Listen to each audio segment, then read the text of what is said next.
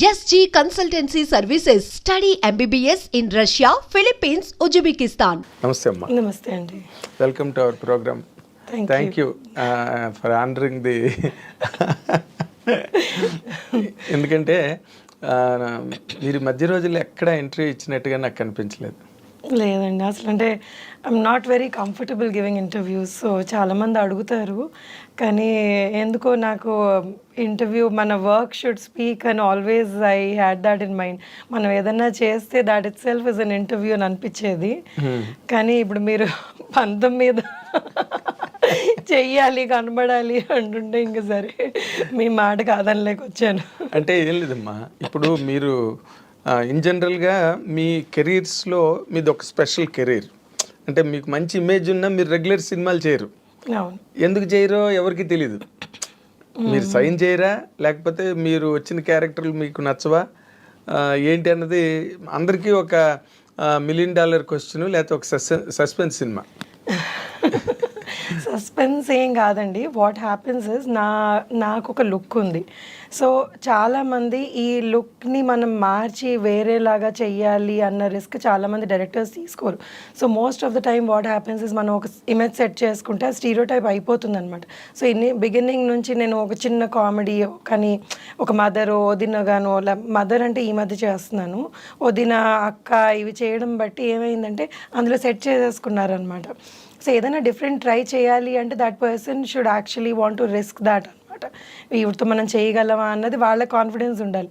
వాళ్ళకుంటే ఇంక చేయించుకోవడానికి మీకేం అభ్యంతరం ఉండదు. నాకేం ఉండదండి. అంటే కొన్ని చూడండి, ఇఫ్ యూఆర్ ఆస్కింగ్ మీ ఎలాంటి క్యారెక్టర్స్ అభ్యంతరం ఉంటాయి అంటే, నేను నా బాడీ లాంగ్వేజ్ సెట్ కానివి అలాంటివి ఏమైనా అభ్యంతరం ఉంటాయేమో కానీ, బట్ అదర్వైజ్ యాక్టర్కి ఏ క్యారెక్టర్ వచ్చినా కానీ మనం చెయ్యాలనే ఉంటుంది కదా, వదిలేయాలని అయితే వదిలేయాలని 100%. కానీ అంటే ఇప్పుడు మీరు ఆనంద్ సినిమా నుంచి స్టార్ట్ అయితే, అంతకుముందు నార్మల్గా డాలర్ డ్రీమ్స్ బిగినింగ్, తర్వాత ఆనంద్తో మీరు బాగా ఎస్టాబ్లిష్ అయ్యారు. అందులో డైలాగ్ ఉంటుంది కదా, ఎవరు పేరు చెప్తే అని చిరంజీవి గారు ఇంద్ర సీన్ వేసి నువ్వు సినిమాలు ఎక్కువ చూస్తావు అన్నాడు. ఆ డైలాగ్ ఎంత పేలిందంటే థియేటర్లో. ఇప్పుడు కూడా ఎవరైనా సినిమాల గురించి మాట్లాడితే నువ్వు సినిమాలు ఎక్కువ చూస్తున్నావు. అవును, చాలా ఏళ్ళు చాలా మంది అది ఓత్పదం అయిపోయింది చాలా మందికి.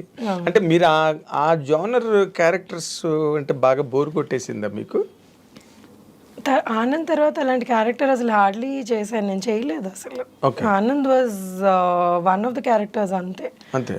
దాని తర్వాత ఆనంద్ లాంటి క్యారెక్టర్ పడలేదు కూడా. బట్ మీరు తర్వాత రన్ ఆఫ్ ది క్యారెక్టర్స్ ఏవైతే ఉన్నాయో వాటితో మీరు కంఫర్టబుల్గా లేరండి? ఉన్నాను. అంటే ఇప్పుడు ఆనంద్ తర్వాత ఏమైంది అంటే, నేను ఆనంద్ తర్వాత ఇమీడియట్గా సినిమాలు చేయలేదు. ఎందుకంటే I had my baby and దాన్ని చూసుకోవడం వల్ల నేను కొన్ని 1-2 years చేయలేదు.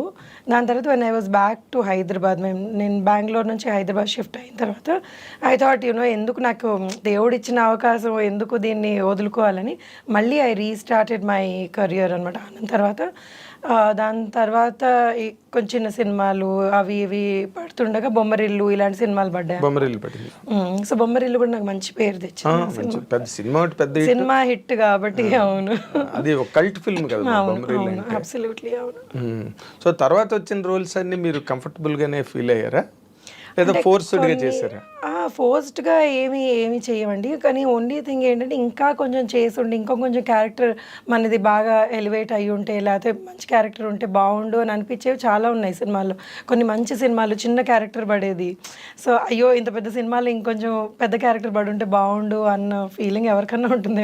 ఏంటి ఆ సినిమాలు మీకు ఎలా అనిపించింది? అంటే ఇప్పుడు పేర్లు అడిగితే నాకు గుర్తు రావట్లేదు. కొన్ని చాలా మంచి హిట్ సినిమాల్లో ఇంకా క్యారెక్టర్ బొమ్మరిల్లే అనుకోండి, బొమ్మరిల్లో కూడా ఇంకొంచెం క్యారెక్టర్ బాగుంటే బాగుండు అని అనిపించేవి ఉంటాయి అన్నమాట. అలాగా. సో ఆనంద్ అంటే అసలు అనుకోకుండా అంత లెంత్ వచ్చేస్తుంది. అవును, అది అప్పుడు నార్మల్గా మీరు డాలర్ డ్రీమ్స్ తర్వాత కూడా కొంత గ్యాప్ ఇచ్చారు కదా. అంటే నేను ఎప్పుడు సినిమాల్లోకి వద్దాము అని అనుకోలేదండి. అసలు హౌ సినిమాలు did it was happen not అమ్మా my- మీరు సినిమాల్లోకి రావడం అన్నది? నేను అంటే నా కెరియర్ వాజ్ నేను హోటల్ మేనేజ్మెంట్ చదువుకున్నాను. అవును, మీరు ఏదో తాజ్ గ్రూప్ లో అవును, అక్కడ చేసేదాన్ని ఫ్రంట్ ఆఫీస్లో. సో శేఖర్ వాళ్ళ కో ప్రొడ్యూసర్ సునీత గారు అని, సునీత తాతి అని ఒక ఆవిడ ఉన్నారు. ఆవిడతో వచ్చి లంచ్కో దేనికో వచ్చారు, లేకపోతే ఆవిడ లంచ్కి వచ్చారు. So they saw me there అనమాట. అరే ఈ అమ్మాయి బాగుంటుంది, మనం సినిమా చేస్తున్నాం కదా, ఈ అమ్మాయిని అడుగుదాము అని అడిగారు. సో వీళ్ళు ఏం అడుగుతున్నారో కూడా నాకు అర్థం కాలేదు అప్పుడు. సో నా క్లాస్మేట్ ఒక అబ్బాయికి చెప్పాను, ఇలా అడుగుతున్నాను, చాలా చిన్నదాన్ని అప్పుడు, ఇలా అడుగుతున్నా, ఏముంది ఏం పోతుంది ఆడిషన్ అంటే పోదాం పదా బైక్ మీద వెళ్ళాం ఆడిషన్. Okay okay. సో అది వాళ్ళు ఫ్లాట్లోనో ఇక్కడ చేశారు. మేము అనుకున్నాం ఏంటి ఫ్లాట్లో ఆడిషన్స్ ఏంటో, అసలు ఆడిషన్ అంటే కూడా తెలియదు. సో వెళ్తే ఏదో డైలాగులు చెప్పారు, అది ఏం చెప్పానో కూడా నాకు గుర్తులేదు ఇప్పుడు. So they said okay will work అని. సో ఆ ఎంటైర్ ఫిల్మ్ మా షిఫ్ట్ ప్రకారంగా జరిగిందనమాట. సో నేను ఈ షిఫ్ట్లో ఉన్నాను అంటే పాపం Shekhar would plan the morning shoot, లేకపోతే ఈవినింగ్ షూట్ అలాగా. సో అలా ఉద్యోగం చేసుకుంటూనే చేసుకుంటూ చేసాను. బికాజ్ ఐ నెవర్ థాట్ ఇది సినిమాలు నా కెరియర్ అవుతుంది అని నేను ఎప్పుడు అనుకోలేదు. ఆ టైంలో అసలు ఊహించలేదు కూడా. సో వచ్చింది ఏదో చేసుకున్నాము అంతే, ఇంక దాని తర్వాత మర్చిపోయాను కూడా దాని గురించి. సో అంటే ఇట్ వాజ్ బికాస్ బ్యాక్గ్రౌండ్ లేదు కదా, so I didn't even know what that was. Okay. మీరు మామూలుగా మీ బ్యాక్గ్రౌండ్ ఏంటమ్మా? అంటే మా పేరెంట్స్ ఇద్దరు బ్యాంక్ అండి. సో దే యూస్ టు ఎస్బీఐలో పనిచేసేవాళ్ళు. అండ్ మా గ్రాండ్ పేరెంట్స్ కానివ్వండి ఏమన్నా వాళ్ళందరూ ఎంప్లాయీస్ అనమాట. ఓకే. సినిమాకి సంబంధించిన వాళ్ళు ఎవరు లేదు, అస్సలు కనెక్షనే లేదు. ఓకే. ఎక్కడ ఇక్కడ తెలంగాణలో ఊరు? నేను పుట్టి పెరిగిందంతా ఇక్కడే తెలంగాణ, హైదరాబాద్. సో ఆ ఎడ్యుకేషన్ అంతా కూడా హైదరాబాద్లోనే చదువుకో. సో మీరు హైదరాబాద్ పిల్ల అనమాట. అవును, తెలంగాణ అంటే ఆంధ్ర, పేరెంట్స్ ఆంధ్ర అయినా కానీ నేను పుట్టి పెరిగిందంతా ఇక్కడే. ఆంధ్ర అంటే ఎక్కడమ్మా? గుంటూరు. Okay okay. బట్ అమ్మది రాజమండ్రి, ఫాదర్ది Guntur. But born and brought up అంతా మీరు ఇక్కడ వాళ్ళు ఇక్కడికి వచ్చేసారు అనమాట ఉద్యోగాలకి, దానికి వాళ్ళు ఇక్కడికి వచ్చేస్తే ఇంకా మేము ఇక్కడే పుట్టాం. అంటే తెలంగాణ వేరు, ఆంధ్ర వేరు, బట్ హైదరాబాద్ మళ్ళీ కంప్లీట్ గా సెపరేట్ గా వేరే. అవును, ఇక్కడ ఆంధ్ర వాళ్ళు యాక్చువల్లీ చాలా ఎక్కువ మంది ఉన్నారు. తర్వాత హైదరాబాద్ కల్చరు అంటే వెర్స్టైల్ పీపుల్, ఇక్కడ వేరియస్ స్టేట్స్ నుంచి గట్రా ఉండడం, వెరీ కాస్మో పాలిటిక్స్ సిటీ. అవును. మీ గ్రోయింగ్ అంతా ఎలా నడిచిందమ్మా ఇక్కడ? అంటే యు ఆర్ ఫాస్ట్ గర్ల్ అంటే మామూలుగా ట్రెడిషనల్ కన్వెన్షనల్ గర్ల్ మీరు? అంటే I can be both. So ఇటు I can understand what fast, because నా ఫ్రెండ్ సర్కిల్ ఇలా కూడా ఉన్నారు. And being traditional because I'm married and so మా ఇన్ లాస్ సైడ్ వీళ్ళందరూ చాలా ట్రెడిషనల్. సో అలా కూడా ఉంటాను అనమాట. So I can adapt myself to both the cultures. అంటే మీకు చాలా తొందరగా అయిపోయినట్టుంది మ్యారేజ్ కదా? అరేంజ్డా no marriage? Love marriage. Okay. Love come అరేంజ్డా? Love come arranged. Absolutely right. అదే అంటే వెంటనే మిస్ అయిపోయి వెళ్ళిపోయి చేసుకున్న కైండ్ ఆఫ్ మ్యారేజ్ కాదు, అందరికి తెలిసి. అవునవును, పెద్దవాళ్ళకి చెప్పే చేసుకున్నాం. అంటే ఇప్పుడు వాళ్ళ పేరెంట్స్ కూడా తను కన్విన్స్ చేసి, వాళ్ళు కొంచెం ఇబ్బంది పడ్డారు, ఎందుకంటే తెలుగు అమ్మాయి అని, వాళ్ళు తమిళియన్స్, తెలుగు అమ్మాయి అని కొంచెం వాళ్ళు they were not very comfortable. But my husband's cousins and all చాలా వాళ్ళని కన్విన్స్ చేసేసి, లేదు మంచి అమ్మాయి, అదే నబ్బడిలో మంచి జడ ఎవరికి తెలియదు కదా, సో కన్విన్స్ చేసి అందరూ నటిస్తారు కదా పెళ్లికి ముందు, తర్వాత పెళ్ళి అయిన తర్వాత కదా. అయ్యో మరి అంటే నటిస్తారు అని ఏం కాదు, అంటే జనరల్ గా పెళ్లికి ముందు అందరూ ఎవరి బార్డర్స్ లో వాళ్ళు ఉంటారు. They want be good, best side portray చేస్తుంటారు. పెళ్ళాక అసలు సినిమా స్టార్ట్ అవుతుంది. అవును, అబ్సల్యూట్లీ రైట్. కానీ ఇంకోటి ఏమైతుందంటే యాజ్ యూ గ్రో కదండి, they are lot of things that change with in us also.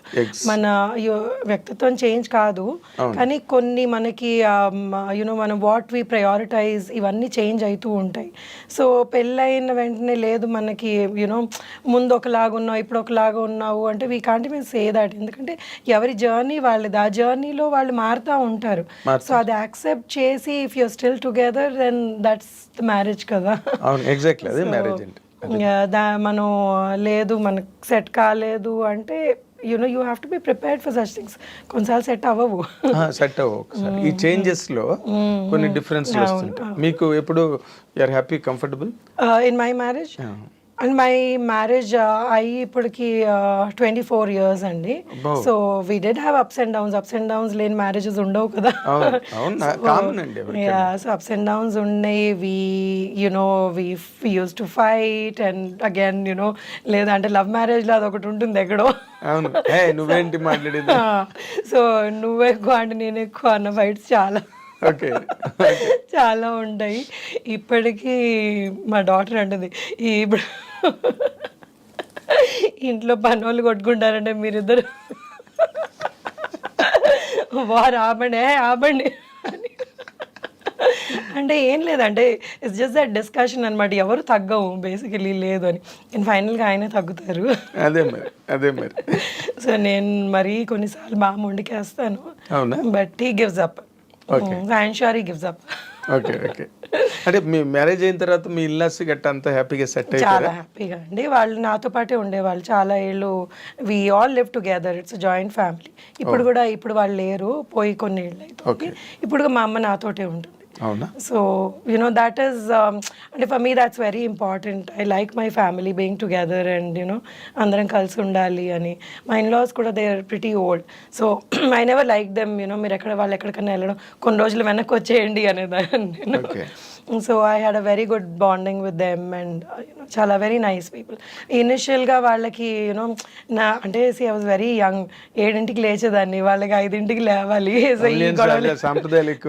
ఈ సాంప్రదాయాలు ఎక్కువ ఉండేటప్పటికి ఆ చిన్న చిన్న ఇవి అయ్యేవి. But later on they kind of సొంత కూతురు కంటే ఎక్కువగా చూసుకునేవాళ్ళు. ఇంకా దాని తర్వాత దే వర్ లైక్ నేను లేదే అసలు పేరెంట్స్ లాగా అయిపోయారు నాకు. సో నేను ఎంత గొడవ చేసినా కానీ నా వైపుకే మాట్లాడే. వెరీ నైస్ కాబట్టి నార్మల్గా అంటే మీరు చెప్పేది చాలా ఇంపార్టెంట్ పాయింట్ సొసైటీకి. ఎందుకంటే చాలామంది ఇవాళ రేపు గర్ల్స్ మ్యారేజ్ చేసుకున్న తర్వాత ఇల్లాస్కి దూరంగా ఉండాలనుకోవడం, లేకపోతే వాళ్ళ ప్రెజెన్స్ అంత బాగా like I always loved being with them and they were nice and నాకు ఎన్ని నేర్పించారు వాళ్ళు how to run the family అన్నది. నేను వాళ్ళ దగ్గర మా అమ్మ నేర్పించలేదు. Mummy was very care free women. మా మమ్మీకి ఏంటంటే షీఈ్ అగైన్ న్యూక్లియర్. మేము చిన్నప్పుడు పెరిగిందంతా మా పేరెంట్స్ మేమిద్దరు అక్క చెల్లెలం అనమాట. సో వీ వర్ నాట్ అంటే ఒకటి they were very well connected to their family but we had a separate family. మేము సెపరేట్గా పెరిగాం అనమాట. సో మా ఫాదర్ వెళ్ళి వాళ్ళని కలవడం, లేకపోతే పెద్దనాన్నలు అత్తయ్యలు వాళ్ళని కలవడం, మా మమ్మీ వెళ్ళి వాళ్ళ సిస్టర్స్ ఇదంతా. But then they nobody lived in our house. So నాకు పెళ్ళయిన తర్వాత అందరం కలిసి ఉండడం అప్పుడు వచ్చింది. And I really enjoyed it. నాకు అది ఎప్పుడు లేదు సెపరేట్గా ఉండాలి, నాకంటూ ఒక ఇల్లు కావాలి అని ఎప్పుడు అనిపించలేదు. They never made me feel like that. They never made me feel like that and they taught me so many things. నేను కొన్ని విషయాలు అంటే ఇప్పుడు చాలా చిన్నది ఇది, నెల అయ్యాక ఈ సరుకులు తెచ్చుకోవాలి అని మా మమ్మీ తెచ్చేసేది, మాకు తెలిసేది కాదు, ఏం కాదు.